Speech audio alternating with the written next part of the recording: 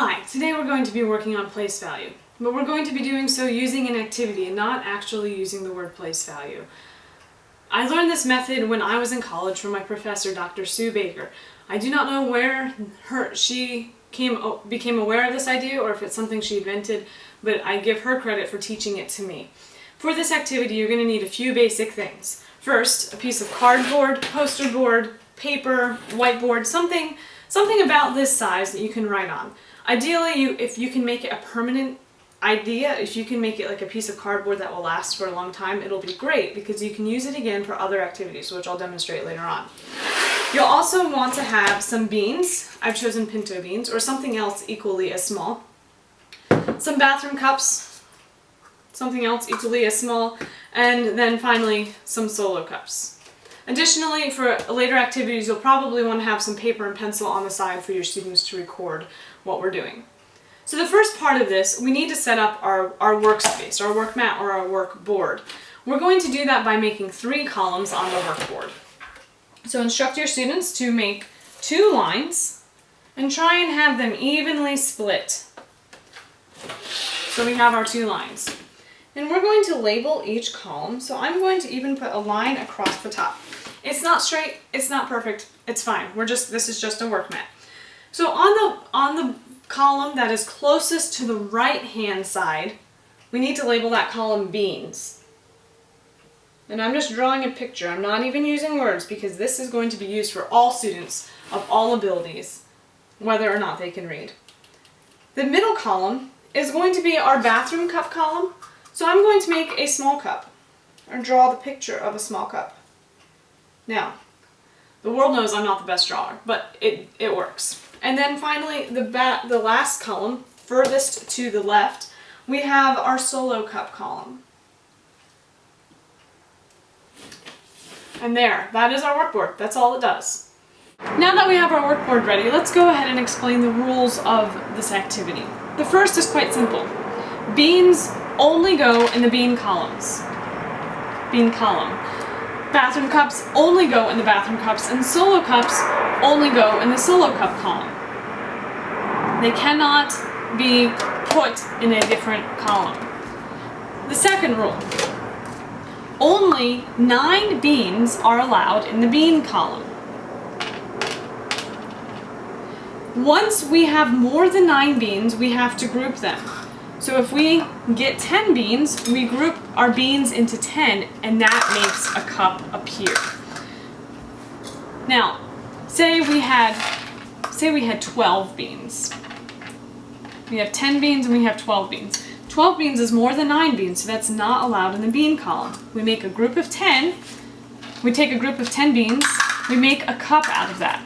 So our bathroom cups are groups of 10 beans, and we have 2 beans left over.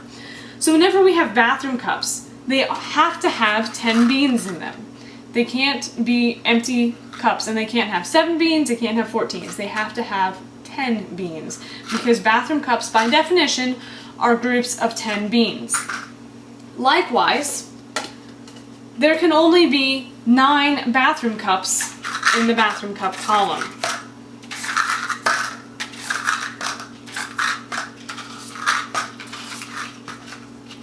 I made these cups in advance. If I were teaching them this lesson, I would instruct the students to make these cups through as part of the activity to explain the rules.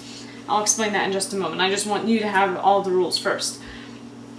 Here are 9 cups. If we get 10 cups of 10 bathroom cups in the bathroom cup column, that's not allowed. Only 9 cups are allowed in each column. So we're going to group 10 bathroom cups to make 1 solo cup. There you have it. Now, just like with the beans, if we have more than 10, if somehow we get more than 10 cups in there, we still just take the group of 10. Say we have 22 cups of beans. Well then, I can even show you a demonstration. There's 12, we need 22. 1, 2, 3, 4, 5, 6, 7, 8, 9, 10. We have 22 cups. In that case, we take 1 cup of 10. Oh, 1 cup got caught in there. we take a group of 10 cups and put it in we group it and make one solo cup.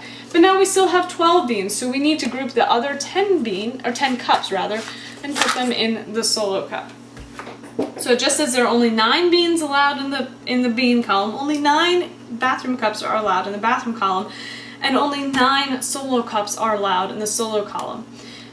Now, for teachers, obviously this relates to the ones, tens, and hundreds units. If you wanted to extend this further, you could find other resources or other containers to keep this idea going. But from what I've seen, generally if we can master this idea with up to the hundreds, we're okay. So let's review that one more time. Beans only go in the bean column, bathroom cups only in the bathroom column, and solo cups only in the solo cup column. And we can only have 9 beans in the bean column, we can only have 9 cups in the cup column, and we can only have 9 solo cups in the solo cup column. Those are the basic rules, and it is very important that the students understand these rules. Now, how would I use this to instruct students?